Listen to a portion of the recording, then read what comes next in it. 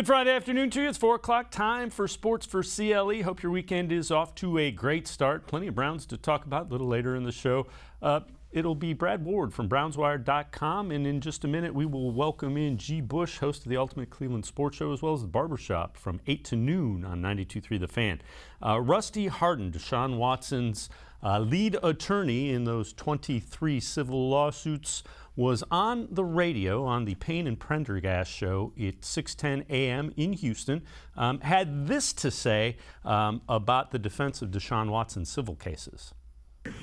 I don't know how many men are out there now that have had a massage that perhaps occasionally there was a happy ending. All right? Maybe there's nobody in your listening audience that ever happened to. I do want to point out, if it has happened, it's not a crime, okay? Unless you are paying somebody extra or so to give you some type of sexual activity, it's not a crime. And so at the end of the day, that's another thing that would affect conduct. Doing something or saying something or being a way that makes you uncomfortable is not a crime. And so we've had two grand juries find that, and nobody seems to want to listen.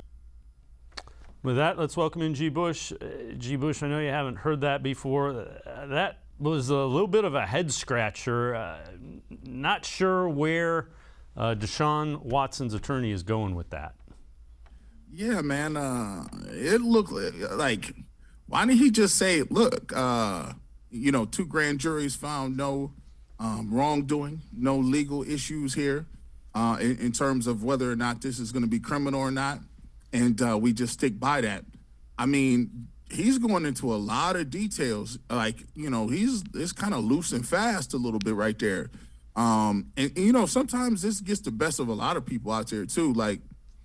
Sometimes you could talk about a story over and over and over and over and over and over again, right? But the difficult part about it is when you tell a story over and over again, you sometimes get loose and fast with, how much you're supposed to say and to be succinct enough to get your point across and to keep it, not to sensationalize a lot of stuff. And so that's the key. There's a lot of people that get in trouble, and a lot of people who are, have a side of their story to tell. They have the narrative to paint, but at the same time, after you tell it so many times, human nature is to add or take away things from it, right? And even when, that's why they say anything you can and say can and will be used against you in a court of law. That's why most likely players, athletes don't say much. And at this extent, it seems like his lawyer should have not been saying much. I mean, he's done the radio gambit here in Cleveland. He's doing the radio gambit in Houston. And for me, trying to win a case in a court of public appeal is not going to really work, right? If I don't have anything if I'm not doing no trials to next year, I'm not going to be going on radio shows because, everybody has this I gotcha moment. Like, oh, see what you said there? But last time you were on this show and you said you used this word, and that word denotes a whole nother totally. You see how that worked? So if it's just me, I'm like, look, we waiting this out. If we're not going to talk until next, April, whenever you guys have decided to do the civil trials, that's what I'm working with. But I'm not going to just be I'm not doing Radio Row. I think sometimes he feels like he got to kind of get in the middle of it or try to, mitigate some of the stuff.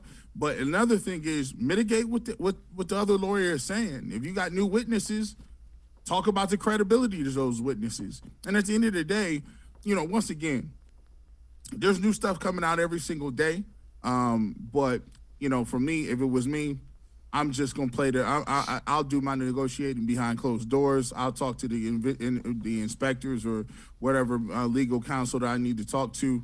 And I'll just have my day in court. I think they should minimize some of the public talking on radio shows. Yeah, I'm with you. And the other thing to keep in mind is there were no criminal offenses going. So whether it's criminal or not doesn't really affect the civil lawsuit, and it certainly doesn't affect any potential suspension coming. But that kind of talk will affect the code of conduct for the NFL and what they deem acceptable for their players. All right, same radio interview. He did talk a little bit about some of the things that they're seeing from the depositions that they are now getting from the clients, or the plaintiffs, rather. I will tell you that these pleadings in each case are replete with misstatements. I mean, they're just fact, they're wrong. And then when we've taken the deposition of 21 of the 22 accusers, without exception, their depositions were inconsistent with their pleadings that were initially filed and that are on record that everybody got so understandably bit out of shape on. Remember this, if there had been a crime, do you really believe that a group of citizens would not be sympathetic to the women making them?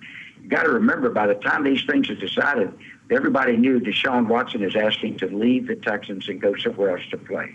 He's not sitting there with a grand jury, whoever they were, that are just unduly impressed or favorable toward him. They'd be much more likely to be sympathetic to the women.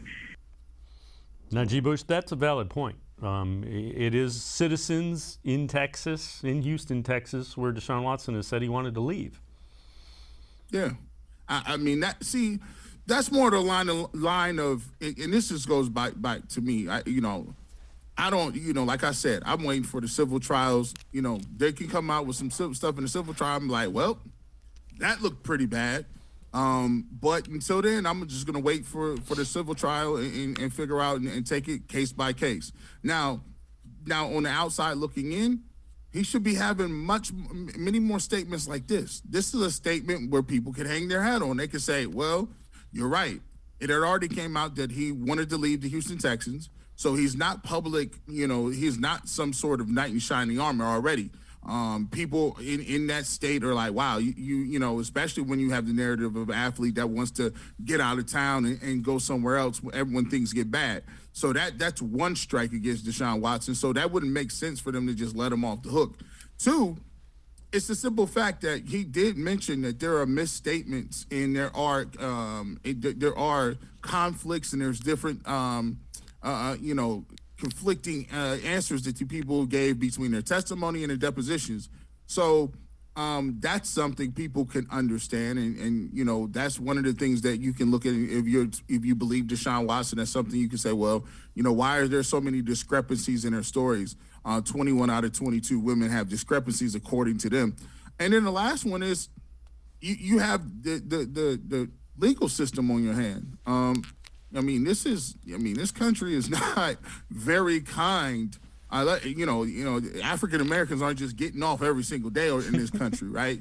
Let's be clear about it. We're in the state of Texas, and they had not only one, but when the second grand jury came back, I said, usually when one of them, says, okay, no criminal, and they bring another one, I said, oh, this don't look good for you. They've re-upped on the second one. That means they feel like they got a good case. Maybe they buttoned some stuff up, got a new witness, or they got a new plaintiff that is totally credible. And then the second one says, nope, we don't have anything, and they keep it moving. That's something that you can say, wow. That's that's something to be said for the climate that we are in today. And so if you keep to those facts and you stick to that, you have an opportunity to kind of bolster what you're saying. But like I said before, it don't matter what I think. It really don't even matter what you think, right? It's about the civil cases, right? They can come in and say, well, we feel like you owe these women this amount of money and he has to settle or he loses or whatever the case may be. That's on that. I thought Myles Garrett had a good answer. Yep. Hey, I can only go by what I know of him. I wasn't watching Deshaun Watson that much. I was watching Baker Mayfield. So we'll figure out what it is that he did next year. And I think and one of the things I do want to mention this too, and I said this on Ultimate Cleveland Sports Show. I said, if they have a situation where the league comes out and says, all right, 4 games, we're going to give you 4 games, 6 games, whatever case they give them, right? If they announce that before the season, the problem with that is for the plaintiffs is that's out of the public sphere now. Because all the people that's watching it want to know, is he going to be suspended? After that, 90% of the people that are watching and tuning into this are not going to tune in if they say, oh, there's 24, 25, or 26, because to them, he already served his suspension. He's done. He'll get to play in the X amount of games. And now, because you are trying it in public, now you don't have that same leverage. Now no one's watching. So I think right now it'd be behoove them to get a settlement if they can, because the second he steps on the field, the clock starts ticking, because then he's the Cleveland Browns quarterback. And when he plays, you can see a wide shift of the sentiment behind him saying, oh, he threw 6 touchdown passes today. He already served a suspension. That's old news. So that's the only thing. I think it's kind of time sensitive for the plaintiffs, and I think that's what they're pushing for. Yeah, and along those lines, when the 23rd accuser came forward, there's a footnote in that that mentioned, and it was put in there by Busby, that would be the plaintiff's lawyer, that Watson had agreed to settle with the other 22 for $100,000 each. And that was in order to facilitate a trade at the trade deadline to the Miami Dolphins. Here is Mike Florio on that.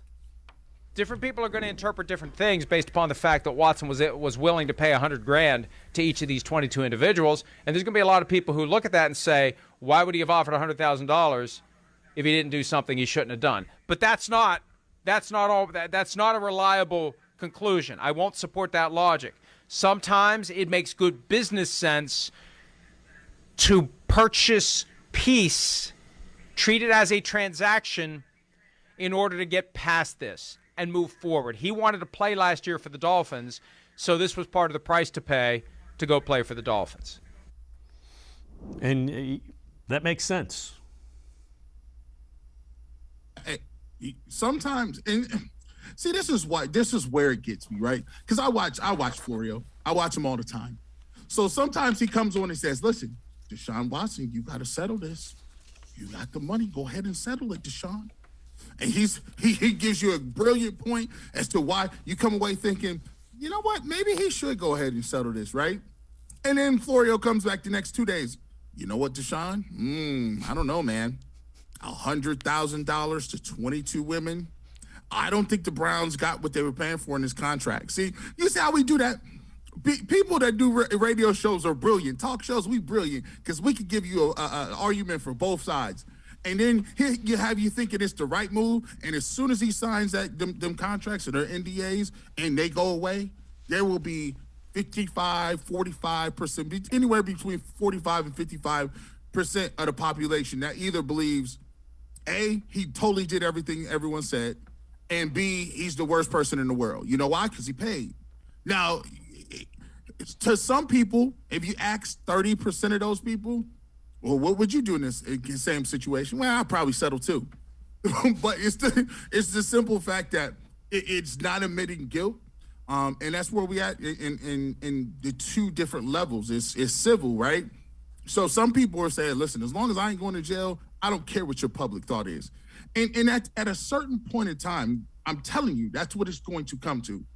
Once the football games start, and that's a crazy thing about football. Football has all, like, it transcends all of your rules. Like, right? You know, we talked about people kneeling for years.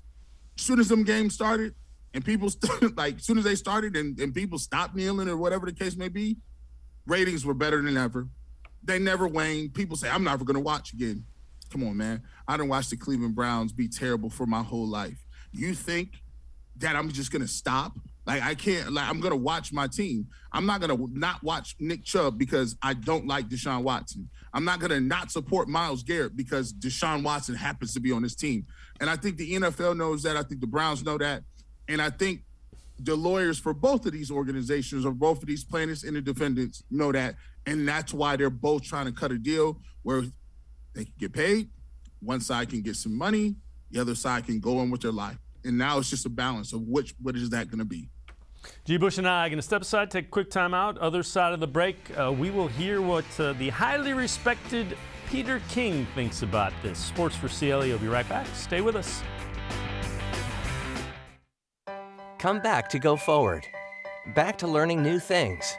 Back to pursuing your dreams. Tri-C has flexible learning options to fit your life. And every year, more than 1,000 local companies provide Tri-C students with real-world learning. The right education can boost your lifetime earning power by hundreds of thousands of dollars. Start now with a college education you can afford. Tri-C, where futures begin. When it comes to selling you a mattress, most retailers are handing you a long line of extra steps that drive up costs and create confusion. At the Original Mattress Factory, we simplify the mattress shopping experience by building mattresses and box springs in our own local factories and selling them direct to you. It's short, sweet, and simply makes sense. So experience more than just a mattress store. Experience an original, the Original Mattress Factory. The Ohio Lottery Partners in Education program recognizes role model students and teachers from across Ohio. Nominations can now be done completely online. To nominate a deserving teacher or student, go to ohiolottery.com. In the About section, find Partners in Education. There you will find links to the nomination forms. Students kindergarten through 12th grade can be academic all-stars. Teachers can be honored as a Teacher of the Month. The Ohio Lottery Partners in Education, where stars shine.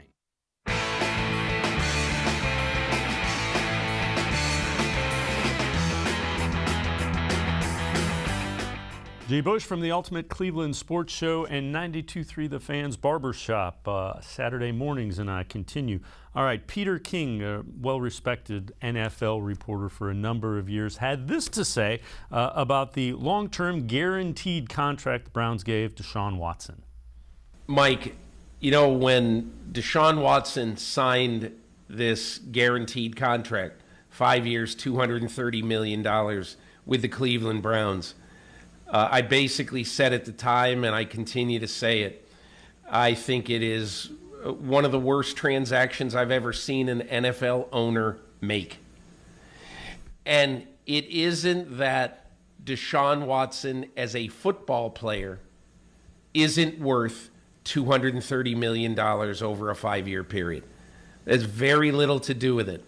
It is signing a player who has 22 swords of Damocles hanging over his head.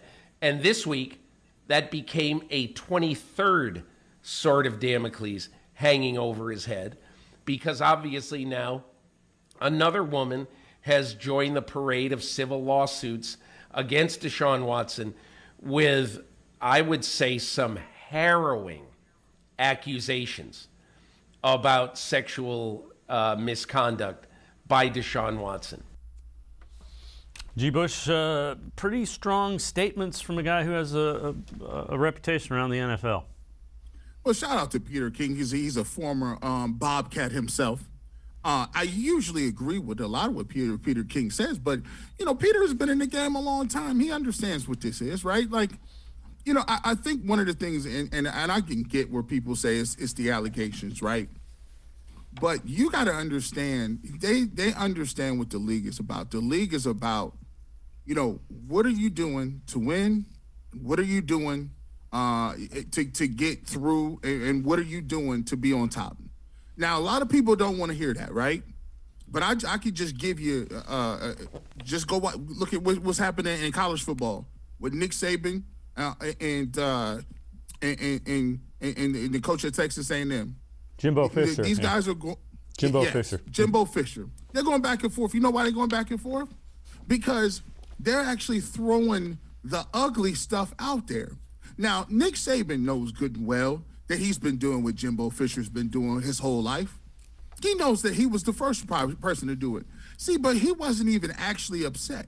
What he was doing is he was signaling to all his boosters, hey, everybody in Alabama, Tuscaloosa, see, there's a new day. It's a new day out here, and Texas A&M is winning in that, the new stuff. We need to get on board, and we need to be getting all this money together so we can then compete with Texas A&M.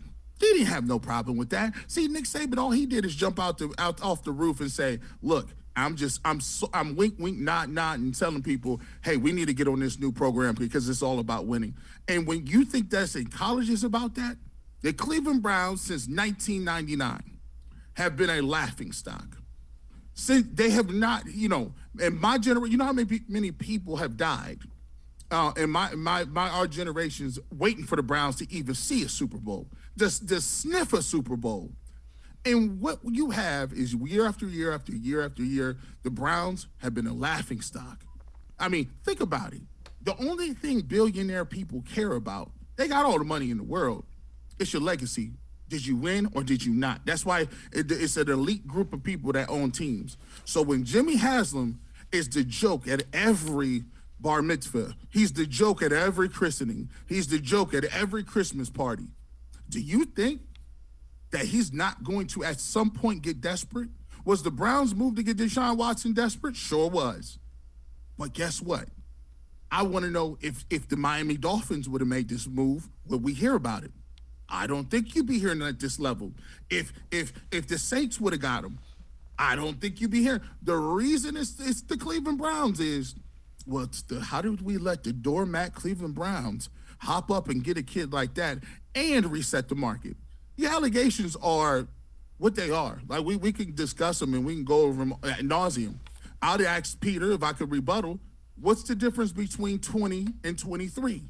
If you come to me as the IRS and they say, Garrett Bush, you didn't pay your taxes for 2 years. We believe it's somewhere between $800,000 and $1 million. I'm not going to sit here and argue. Nobody's going to say, oh, they found another $50,000 that you embezzled, Garrett. That's even more. We're going to give you even more years. No, they're going to throw you in jail because you stole the $800,000. Either it's 800 or $1 million. Either way, you're a crook. At the end of the day, they're going to figure out what it is with Deshaun Watson. And I'll tell Peter this. If the Cleveland Browns get to an AFC championship game, there's a lot of population that will forget about what happened. I remember once upon a time, Kobe Bryant was the worst person in life. Kobe Bryant is now almost, they write murals of the guy everywhere. But I'm old enough to remember about Colorado and how uncomfortable Colorado was. Not saying anybody is innocent or guilty. All I'm saying is that media people should not be shocked and all and clutch their pearls when this move was made. If a top 5 quarterback comes open tomorrow with half of the allegations he has, there will be 5 teams, 6 teams, 20 teams lining up to get him too. That's just part of the business. I didn't create it. I just commented on it. Yeah, no, I agree with you. And the thing is, general managers and head coaches that don't win don't have those jobs very long. That's just the way the NFL works. All right, let's, along the lines of head coaches, let's head to the voicemail, The Truth and Reason. This one about Kevin Stefanski. Hey, guys. In watching press conferences with Coach Stefanski this year versus last year, it looks and feels like he has a more positive approach about his team. I kind of spring in a step, if you will. What do you guys think is the reason for this? Is it that he's more comfortable after 2+ years? Are the changes to the team's personnel more to his liking and therefore giving him more confidence in this product on and off the field? There's almost a certain swag about him, or am I reading him wrongly? I'm curious to see if you have taken notice of this. It can only rub off on the players and coaches, and that's a step in the right direction. Thanks, guys. Bye now. As always, appreciate all the voicemails. G. Bush, I would say it's really the first time they've had the ability to have OTAs with so many people. So I think he's excited that he has so many guys in there so early to get to work. Yeah, and I think he has guys in there. And I'm going to tell you why there's so many people there. This is the another uncomfortable thing about it. Despite what everybody says about Deshaun Watson, the uncomfortable thing is, man, he's really good. Man, he's really, really good. I watch your program. You've had Mary Kay on. Yep. You've had all you got access to the whole gambit. You talk to person after person that's at camp. They say it's different. I'm telling you, it's different. I saw him with my own eyes. He was out there moving around. They almost talk like it's a myth or something. Like he's just out there, just like, you know, when people used to see Michael Jackson for the first time. Oh my, there's Michael Jackson. I just passed out. Deshaun Watson is out there moving around. People is excited. And when you got an opportunity to say, hey, with the roster I have an opportunity to go out here and win against anybody. Kevin Stefanski got is saying, I'm not scared of no team no more. Like it's something like when you have the biggest stick in the yard, you ain't really worried about no dogs or nothing coming up because you like, hey, I'm ready to go in here. What do you mean? Think about it. He got Clowney to come back. He said, I got the best 2 defensive ends. He can say, look at my offensive line. I got the best 2 guards. I got the best 2 running backs. And I upgraded at receiver. My whole defense coming back. And I got a top 5 quarterback, maybe top 3. Man, come on. I'd be happy. I'll be walking around in my house confident too, just ready to talk trash to the Steelers. I'm like, listen, they give Deshaun Watson 4 games, y'all in trouble.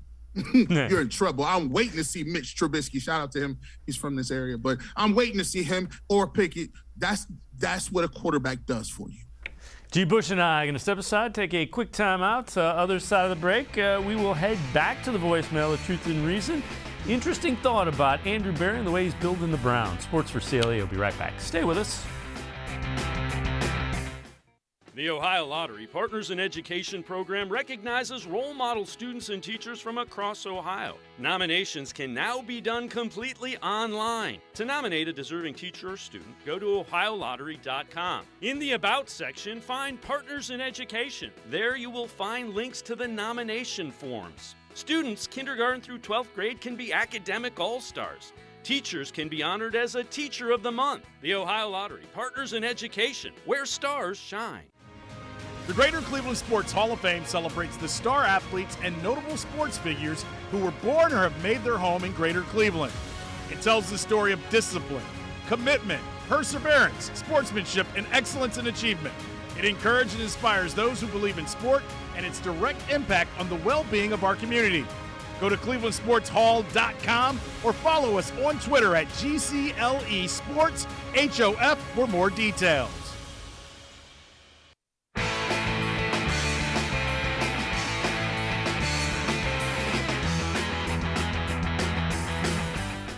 We continue talking Browns with G. Bush, host of the Ultimate Cleveland Sports Show, as well as the Barbershop, 92.3 The Fan, 8 to noon on Saturdays. Let's head to the voicemail of Truth and Reason.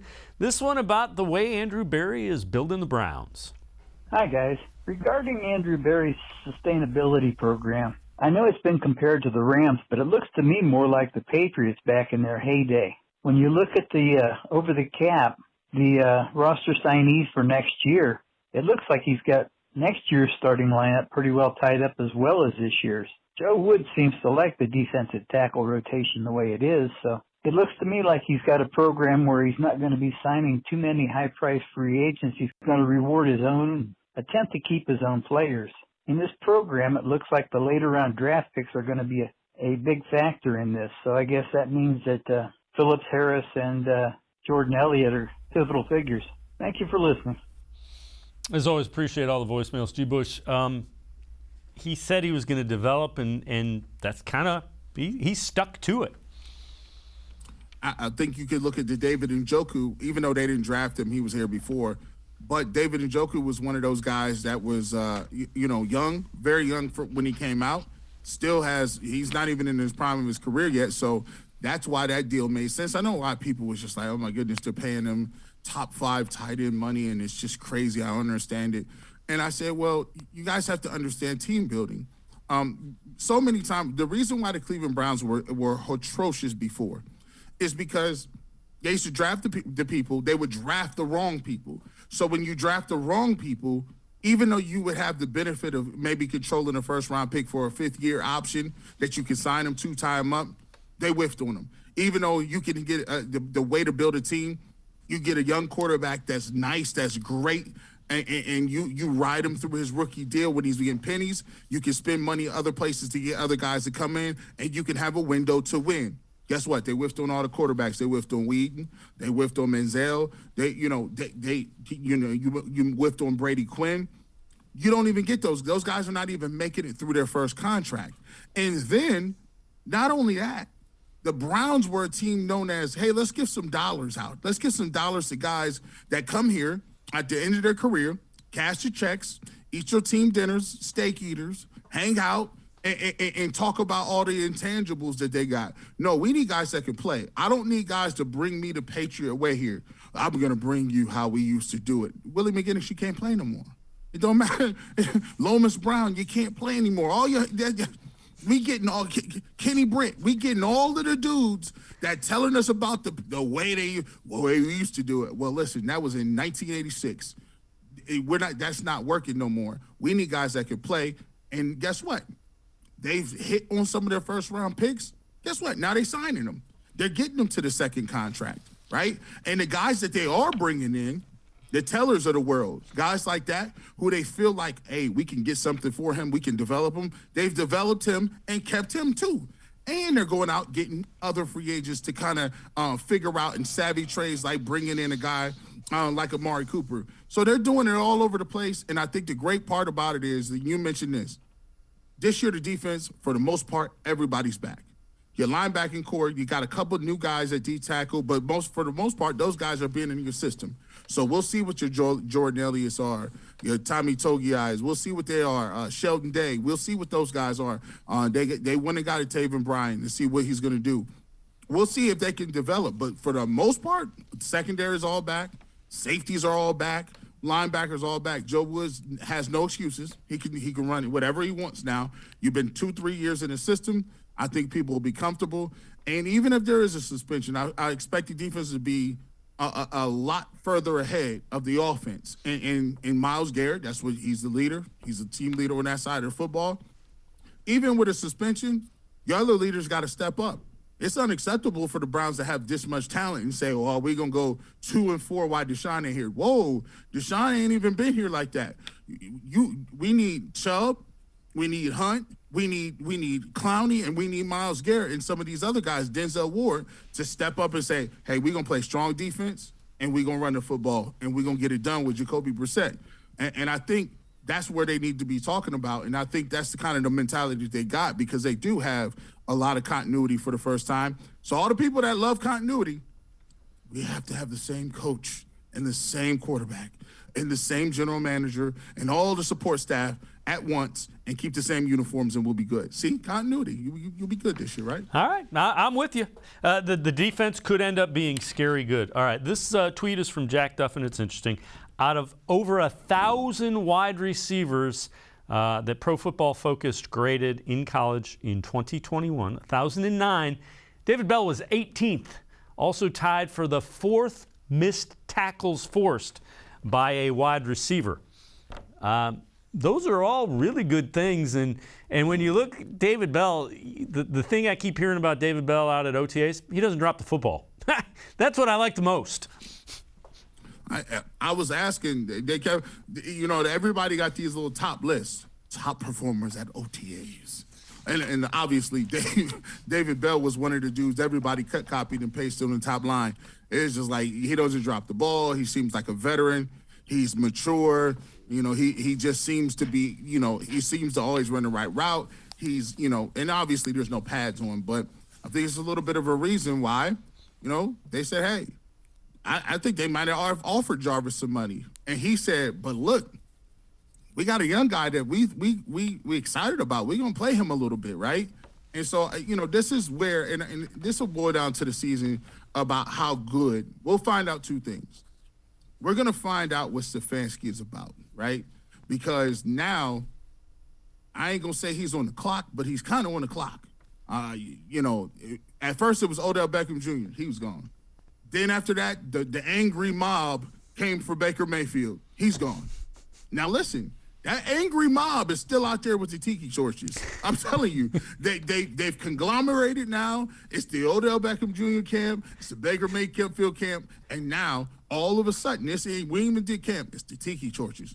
Are they going to use Hunt and Chubb in the same backfield? If they don't, I'm going to be upset. How often we're going to run the ball? I'm going to be upset. We got rid of Hooper. We shouldn't be running 3 tight ends. I'm going to figure out. And there's a lot of people that really think like they want numbers that's out otherworldly. They said, yo, Chubb has to have 1,300. We want Kareem Hunt with 900. Dearness Johnson should get 700 on the ground. And we also want Deshaun Watson to throw for 4,500 and 50 touchdowns. I'm like, man, I don't know what kind of offense y'all think we're going to get, but that's what they want. People mad. So we'll see what they're going to do. I think David Bell is a dude who is going to be the beneficiary of a lot of things, because if I was a defensive cap, I wouldn't guard him. I got too much else to think of. If David Bell kills me, I'll take it. I'll shake the Cleveland Browns' hand. And I think he's going to be one of the dudes between him and Anthony Schwartz. We'll see who's going to take that mantle, because that's a camp position right there. Slot receiver, who's taking that? Right now, I'm going to be honest. David Bell is in the lead. Yeah, I agree. It's David Bell, Jakeem Grant. I can see, he's kind of a gadget guy. The other thing is, the old saying, win or tie, we're with you, head coach. That's win or tie. We're right behind you, win or tie. Yep, that's it. All right. You take that L, we have nothing. Yep. I'm like, man, this dude was he's just the coach of the year. Yep. Nobody wants to, they ain't hearing that right now. Nope. All right, before we go to break, this is from Dog Pound Daily. 5 Browns who need a dominant training camp to survive cut-down day. Demetric Felton is one of them. They go number 2, Anthony Schwartz. Not sure about that one. Dearness Johnson, maybe a trade candidate. Tony Fields, a linebacker who was injured last year. Tommy Togiai, a defensive tackle. I think, Bush, I think Johnson and Schwartz have some value. I think Anthony Schwartz, I think they think he's going to have a big year. That's the reason you haven't seen Will Fuller signed here. Is they think real highly of Anthony Schwartz. I mean, he's the fastest dude in the world or something. Like, I think he legitimately, if they had like races, I think he would like really win all of them. But I mean, that doesn't have much to do with running routes and getting open. But I think they like him a lot too. And there's something to be said for the guys that they have. Tony Fields is another one of those guys. He was actually a safety at Arizona, went to West Virginia, and became like one of those hybrids. He's like the poor man's JOK in college, right? Fast guy, around in the box, can cover, can do a lot of different other things. I actually think he's going to have a pretty good camp. I'm waiting to see. The camp battles for me is Phillips versus Tony Fields. I'm looking at Bell versus Schwartz, and I'll throw Grant in that mix too, because Anthony Schwartz was supposed to be our punt returner, kick returner. They went and got another dude. So they said, hey, Anthony, we don't need that. Grant has that. So now you concentrate on your route running, being able to getting out of breaks and catching the football when it's thrown to you. We got that camp battle right there.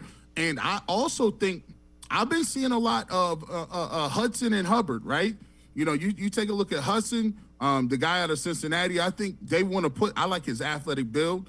He looks like a guy. He looks the part. He has good feet. Used to be a former defensive lineman. Out of Michigan, and he transferred, went to Cincinnati, became his offensive tackle. He had a tough issue. He has a few issues last year. I think him and Hubbard will be battling for some of those positions. And then I'm looking at another camp guy that everybody is looking at is Nick Harris, right? If you say who's the weak link in the offensive line, you have to say him because you haven't seen much of him. I know him building the Browns. They put about 20 pounds on him. They kind of, molded him as the guy that they want to take over. But, I mean, J.C. Treader was a solid center. So, but one thing, you can't have 100 dudes that's making $100 million.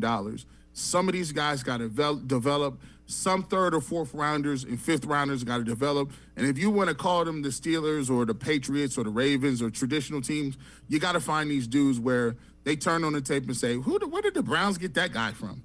You need about 3 of those, and then you'll be at that next level. Yeah, I agree wholeheartedly. And it appears they're starting to get to that point where they're going to get guys late in the draft that can play. G. Bush and I are going to step aside, take one more time out. Other side of the break, take a listen to what somebody has to say about the Baker Mayfield situation. Sports4CLE, be right back. Stay with us. When it comes to selling you a mattress, most retailers are handing you a long line of extra steps that drive up costs and create confusion. At the Original Mattress Factory, we simplify the mattress shopping experience by building mattresses and box springs in our own local factories and selling them direct to you. It's short, sweet, and simply makes sense. So experience more than just the mattress store. Experience an original, the Original Mattress Factory.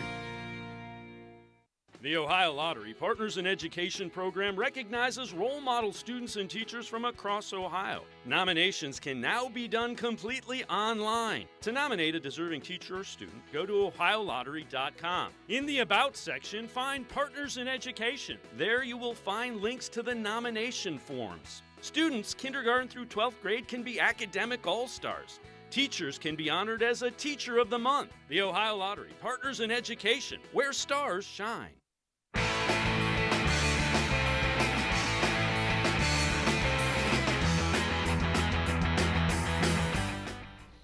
Welcome back to Sports for CLE. Let's listen to Chris Sims, former NFL quarterback. This is from Pro Football Talk. They were talking initially about the Baker Mayfield, Odell Beckham Jr. situation, and then as it relates to some locker room instability there, how that relates to Baker Mayfield this year.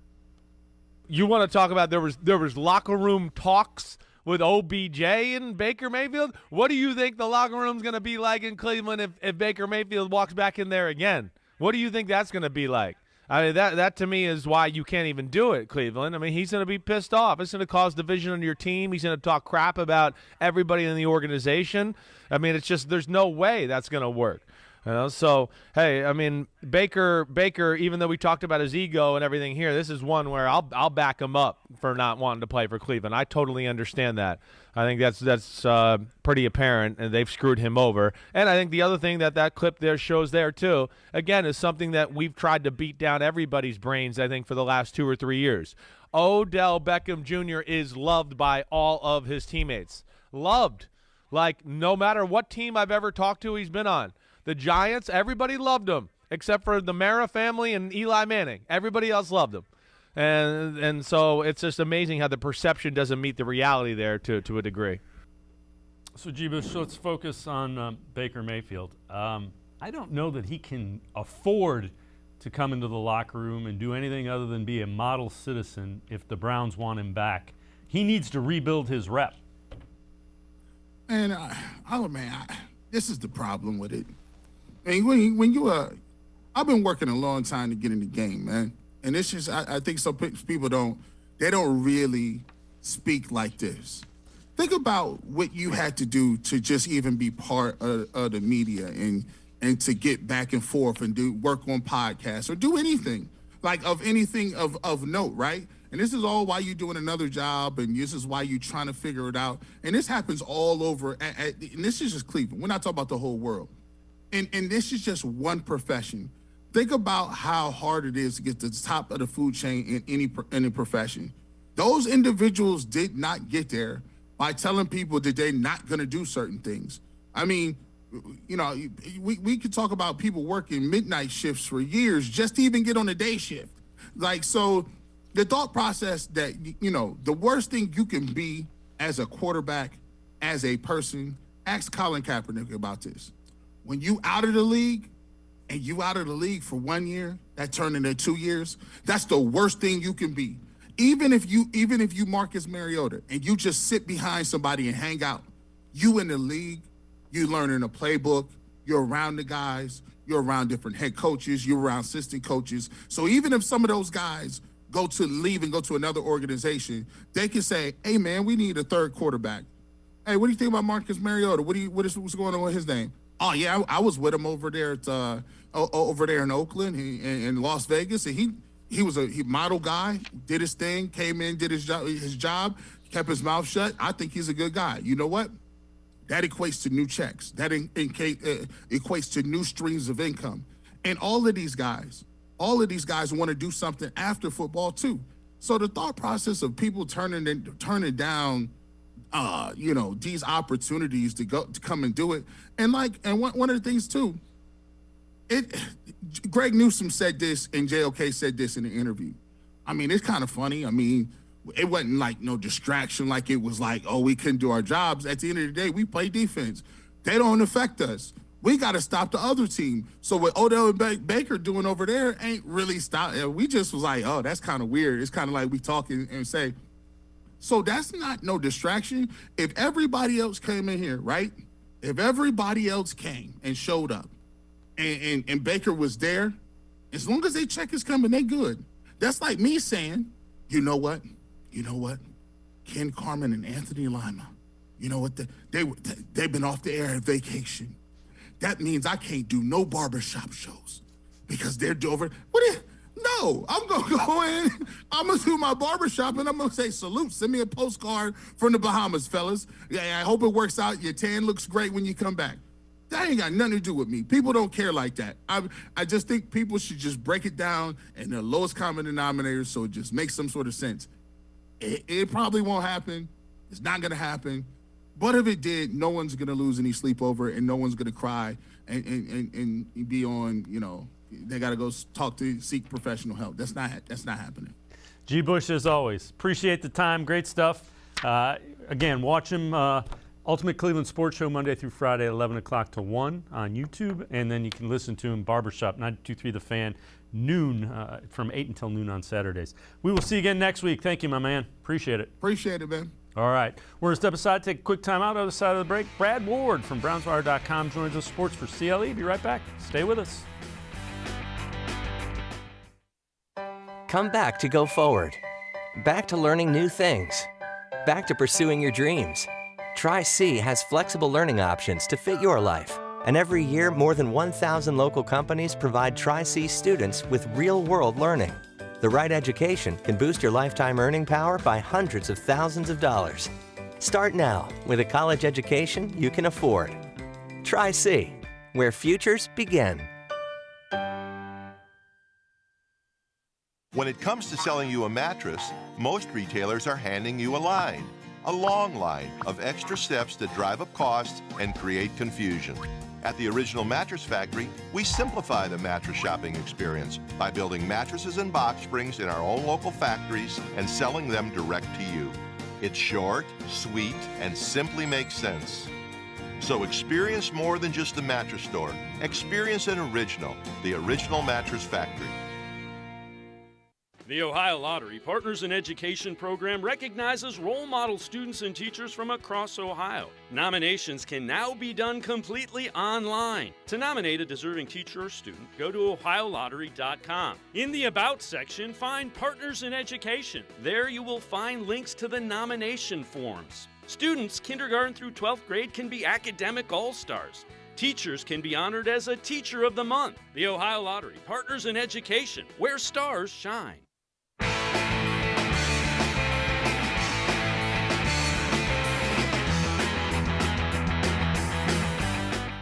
We continue talking Browns. Peter King talking about the problem with the Browns' long-term deal with Deshaun Watson. This is from NBC Sports Pro Football Talk. When the Browns did this, I thought it was an absolute, total disgrace. And I continue to think so. But what I said at the time is that this is basically going to be the distraction that keeps on distracting. And what has happened now over the last couple of weeks with Deshaun Watson? I'll tell you what has happened. HBO on Real Sports has two women who come out and talk about their very negative experiences with Watson as professional massage therapists. Then this week, there's even more. A 23rd woman joining the civil suits. Then last night, with what you said, that he's already offered to all of the women $100,000 to make this go away. So if you've done nothing wrong whatsoever, and I mean nothing, and then you offer $2.2 million to people who've accused you of doing something wrong, does that lead to public opinion then thinking that you've done nothing wrong? No, it does not. It leads to public opinion thinking that, yes, we just want to make this go away and go on with the career, and probably that was the smart thing for him to do, to make that offer. Let's welcome in Brad Ward from BrownsWire.com, as well as the All Eyes on Cleveland podcast. Brad, when you hear that, it's kind of all over the place. The reason you want it to go away is to be able to move beyond it. There's no criminal charges. That's not to say that nothing bad went on. Yeah, in Peter King, in that phrase, in that segment, literally went from describing all the problems that the Browns would have and they're going to continue to have, and why they shouldn't have made the deal, to all the reasons why Deshaun Watson will look guilty if he settles. You can't have it both ways. I mean, he literally in the same breath contradicted himself, right? Like, all the issues the Browns have are going to continue to keep going on, as he was talking, as I listened to the whole interview, right? And he's talking and listing all these reasons, HBO Sports and all this stuff, and the stuff's going to loom over the Browns.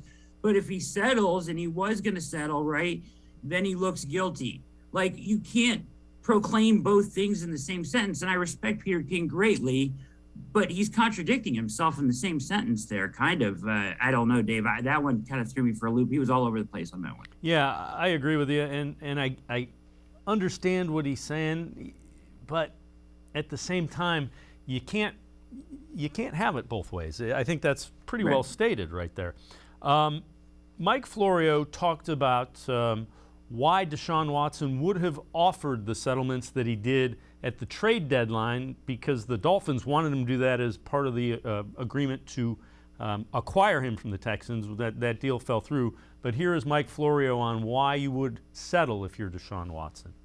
Watson would say that the money was offered for one reason only, so he could get the trade that he wanted, so he could try to play football, even though the Dolphins were under the impression, I've heard multiple times, that it was going to be a 6-game suspension of Deshaun Watson if he settled those cases. But, you know, in hindsight, if he'd have been traded last year to the Dolphins, he wouldn't have gotten a $230 million fully guaranteed contract on the way through the door. He actually has made more money by waiting. Not that the problem is any better for him, because I think the sooner this all goes away, the better off he's going to be. And I've said from March of 2021, and I said it in March of 2022 when he was traded, these cases need to be resolved. You need to find a way to let the individuals believe they've gotten their justice. And this is the way the civil justice system works. It is a transaction. It is a payment of money that compensates someone for whatever it was that they endured that they shouldn't have had to endure, that they believe that they endured, whether you agree with it or not. That's how you make it right. Brett, a couple of things. Now, Mike Florio was an attorney, so let's point that out. The second thing is that's the first time I have heard a number, any number, associated with a suspension. And Florio, who pretty well plugged in nationally and in the NFL, said he's heard 6 games multiple times. I wouldn't imagine that it's increased necessarily at all. So if it's a 6-game suspension, the Browns probably look at that as being pretty manageable, don't you think? Yeah, I mean, I would take 6 games in a heartbeat right now, honestly.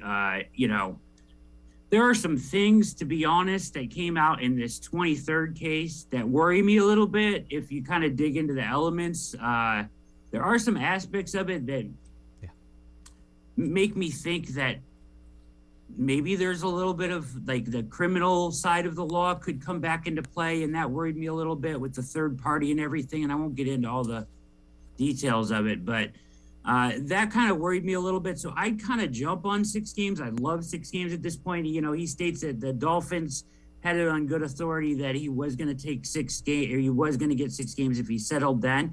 I agree with Florio in the statement.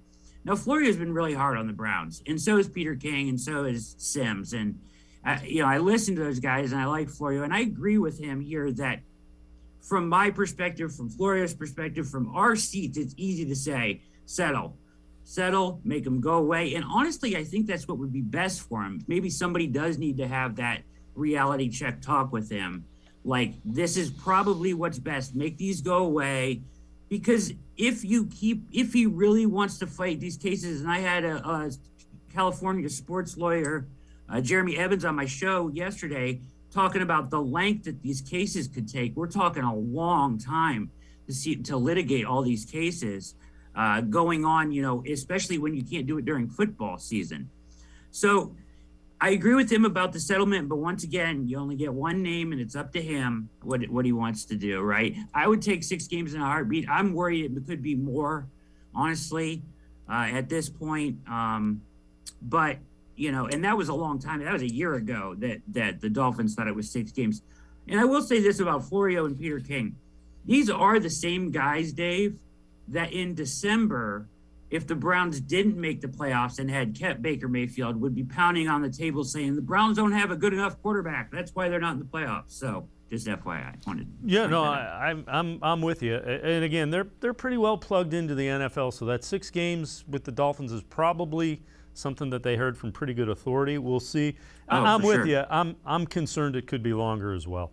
All right, before we go to break, Chris Sims, the aforementioned, came out with his quarterback rankings, and this is from Sunday Night Football on NBC tweet. He has Deshaun Watson 13th, Matt Ryan 14th, Tannehill 15th, Kirk Cousins 16th. Number 17 was Baker Mayfield. You look down, so he only has Deshaun Watson at 13, Baker Mayfield at 17. Seems a little bit low for Deshaun Watson to me, but that's just my opinion. Yeah, very low. And I've listened to him do his top 40 quarterbacks every year, and he's always had Watson near the top. So this has to be from lack of playing time or whatever that's surrounding it. It's certainly affecting his rankings here, because he was a huge proponent of Deshaun Watson as a quarterback and always had him up near his top 5 every year in his top 40. So him down at 13 has a lot to do with what's going on off the field than more than what's going on the field, I think, Dave. Brad Ward from BrownsWire.com, as well as the All Eyes on Cleveland podcast. Now I'm going to step aside, take a quick time out. Other side of the break, we'll talk Browns' interior defensive line and wide receiving core. Sports for CLE. We'll be right back. Stay with us. The Ohio Lottery Partners in Education program recognizes role model students and teachers from across Ohio. Nominations can now be done completely online. To nominate a deserving teacher or student, go to OhioLottery.com. In the About section, find Partners in Education. There you will find links to the nomination forms. Students kindergarten through 12th grade can be academic all-stars. Teachers can be honored as a Teacher of the Month. The Ohio Lottery Partners in Education, where stars shine. The Greater Cleveland Sports Hall of Fame celebrates the star athletes and notable sports figures who were born or have made their home in Greater Cleveland. It tells the story of discipline, commitment, perseverance, sportsmanship, and excellence in achievement. It encourages and inspires those who believe in sport and its direct impact on the well-being of our community. Go to clevelandsportshall.com or follow us on Twitter at GCLE Sports HOF for more details.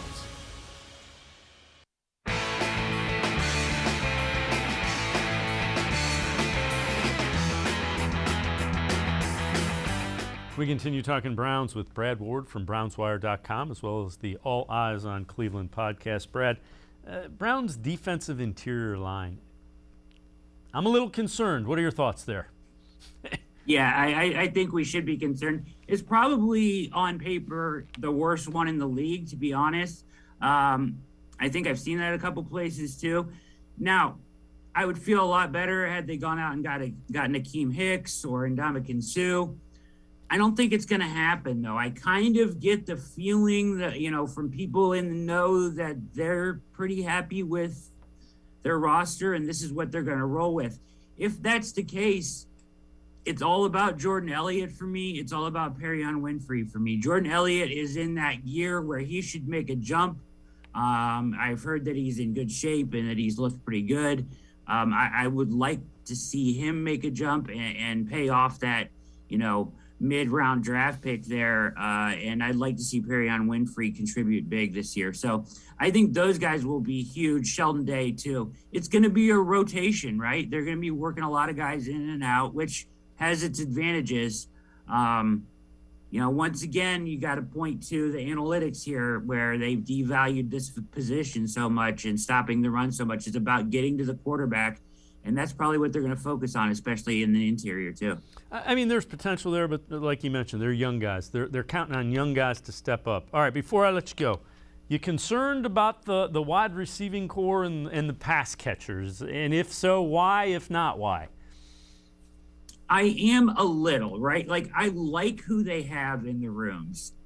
I'm concerned about depth, right? So I'm concerned that your David Bell, Donovan Peoples-Jones, Amari Cooper, one of those guys goes down, and then you're relying on Schwartz or Grant to take on a big workload, because I don't think we're not going to see the same amount of 12, 13 personnel that we're used to with this Browns.